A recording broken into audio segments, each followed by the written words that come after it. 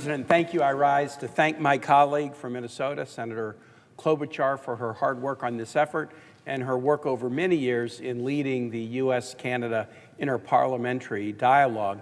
That's a dialogue that we have with some nations that are longstanding allies of the United States. And I maintain that the U.S.-Canada relationship is really the model for what a relationship between two neighboring nations should be. I primarily object to the Canada tariffs because I don't think there's an emergency that should trigger the use of this statute, but there are many other reasons I object to them, and the fracturing of this long-standing, powerful relationship is one of them. I spoke yesterday with respect to the Brazil tariffs, and I talked about the wrecking ball that Donald Trump is taking to the American economy. There have been 3 academic studies of the Virginia economy in recent months, and they were recently summarized by a publication called Cardinal News in Virginia earlier this month. And the takeaway line about how Virginia is faring under Donald Trump's economic mismanagement is this: fewer jobs, higher prices, slower growth. The firing of federal employees, the cancellation of celebrated economic development projects, the imposition of tariffs in a chaotic on again, off again, pause again, give you an exception, we'll renegotiate regime. All of these things are deeply hurting the Virginia economy, and I know my colleagues around the country are experiencing the same thing. That economic wrecking ball composes many elements beyond the tariffs, but the tariffs are really the central item that is causing damage to our economy right now. The tariffs that have been imposed by President Trump on Canada, like the Brazil tariffs we discussed yesterday, or the Liberation Day tariffs we'll talk about tomorrow, are imposed under the statute IEEPA.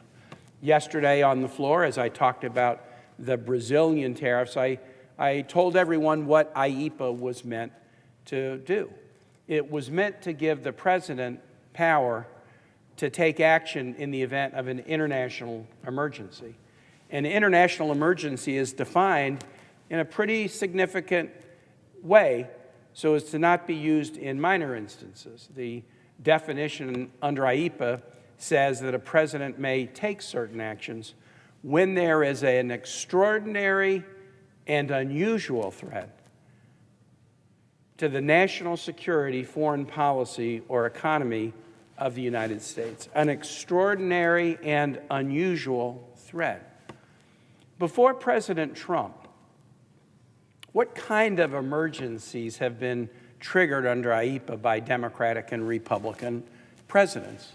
The existence and activities of transnational criminal organizations, malicious cyber-enabled activities that target the United States, human rights violations that affect the United States, corruption that affects the United States, pervasive strategies by foreign nations to evade sanctions imposed by the United States, foreign interference in U.S.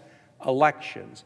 These are the kinds of unusual and extraordinary actions originating in whole or substantially in part outside the United States that have been labeled by presidents an international emergency under IEEPA to enable the president to take certain actions. President Trump has stretched this notion of emergency far beyond the language of the statute and far beyond what anyone contemplated when this statute was written. You've heard me talk about the president declaring an energy emergency when the United States is producing more energy than at any time in our history. You've heard us talk about the president declaring the prosecution of a friend of his in Brazil a national security emergency. If President Trump can define anything as an emergency, then so can any president henceforth. And that's why my colleagues should be pretty careful in striking down overuse of emergency power. So what's the emergency with respect to Canada that has inspired the president to impose these tariffs on Canada and then add to the tariffs because he saw a television advertisement he didn't like?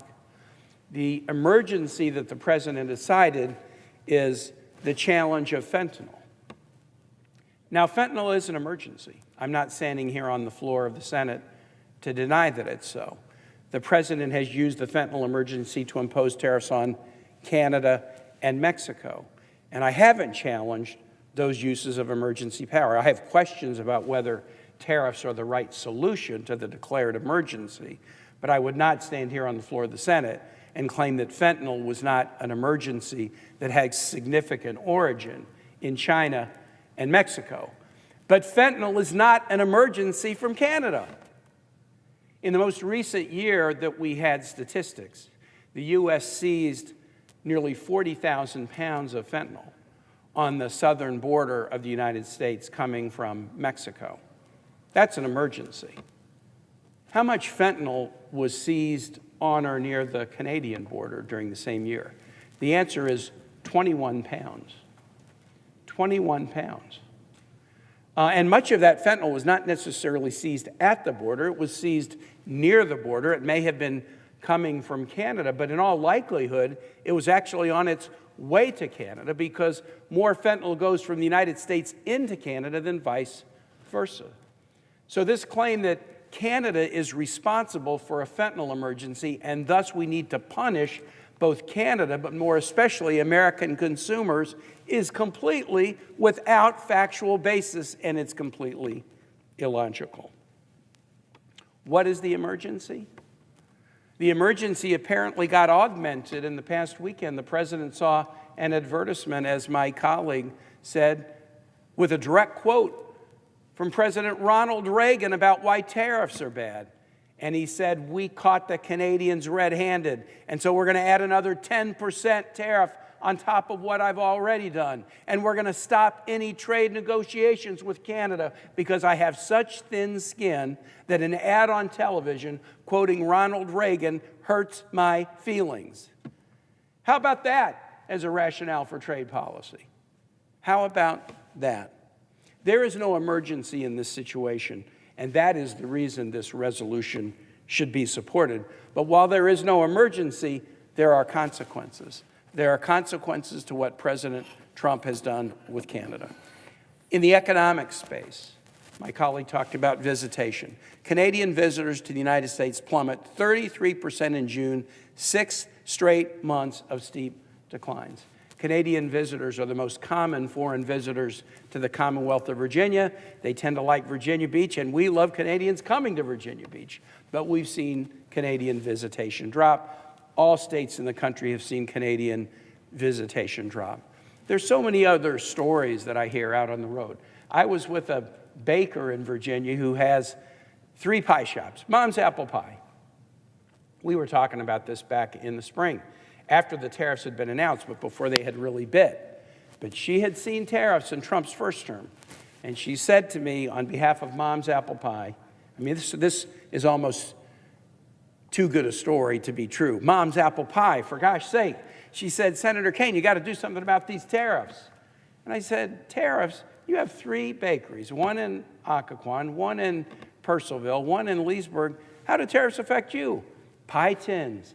Pie tins, all pie tins are made of aluminum, and they all come from Canada. And if you jack up the cost of aluminum with aluminum tariffs by 25%, apple pie gets more expensive. Nobody has to buy apple pie. Gets more expensive, people would choose not to buy apple pie. I got to lay people off. I saw it in Trump term 1. I'm going to see it in Trump term 2. Farmers. Farmers have seen commodities be pretty darn flat. Commodity prices have not been going up. They haven't been getting a lot more for agricultural commodities. But the inputs aren't stable. They're getting more expensive. And one of the most significant inputs for any farmer of an agricultural vegetable or grain product is fertilizer. And one of the key ingredients of fertilizer is potash. And about 80% of potash that goes into fertilizer used by American farmers comes from Canada. So the initial effect of these tariffs is to raise the cost of these inputs, building supplies, food, fertilizer, pie tins. The input costs go up. And then there's never a one-way trade war. So a nation will say, well, then we're going to retaliate against you We're not going to just take this sitting down, so Canada doesn't want to, but after Trump imposed the tariff, Canada retaliates on products in the ag sector, and suddenly it becomes harder for American businesses to sell products in Canada. One of the products that is an important one in southern states like mine is whiskey. The U.S. alcohol industry is reeling from Canada's booze boycott. The trade fight prompts pullback in purchases by the biggest export market for U.S.-made wines, costing American brands tens of millions in sales. Virginia is one of the top 10 states in the country in the volume of wine production. We also produce a lot of whiskey and other spirits, and Canadians like to buy American products. But the retaliation and the anger at the United States has caused many to decide to pull all American products off their shelves. All American products off their shelves. And I speak with a number of businesses in Virginia who have faced this. So the consequences are very real. My colleague from Minnesota talked about estimates that this could be already costing American families on average between $1,800 and $2,000 a year. But it's got consequences bigger than that. Canada is an ally.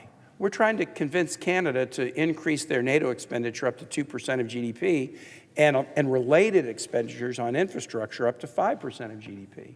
And the new Prime Minister, Mark Carney, has gone to the Parliament and gotten their commitment to do so. We're asking Canada to participate with us in one of President Trump's most significant military priorities called Golden Dome. In Canada, they call it Continental Shield. They have a different name for it. But it's the same thing. It's missile defense for North America. And we're trying to get Canada to heavily invest, as they should, to try to provide missile defense in North America. It is much harder to convince an ally to spend hundreds of millions, if not billions of dollars on a joint defense platform when you are punishing their economy and when we are punishing our own citizens. And so that's why we need to vote for this resolution. There is a right way to resolve this, and my colleague mentioned it. The U.S.-Mexico-Canada agreement. It was one of the highlights, the stellar achievements of Donald Trump's first term. NAFTA was 20 years old. It needed to be renegotiated. Donald Trump said, we're going to renegotiate it and make it a lot better. And guess what he did? He and his team did make it better.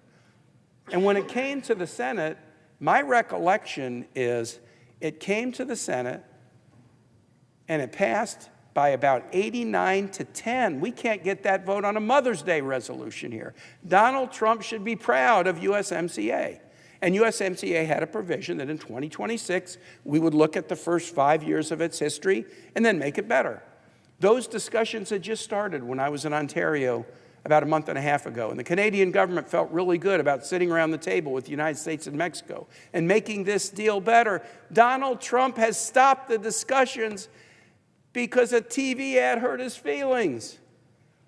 The right answer to the U.S.-Canada relationship on trade is to go back to the table on USMCA, find anything that hasn't worked, anything that can be made better, negotiate and make it better.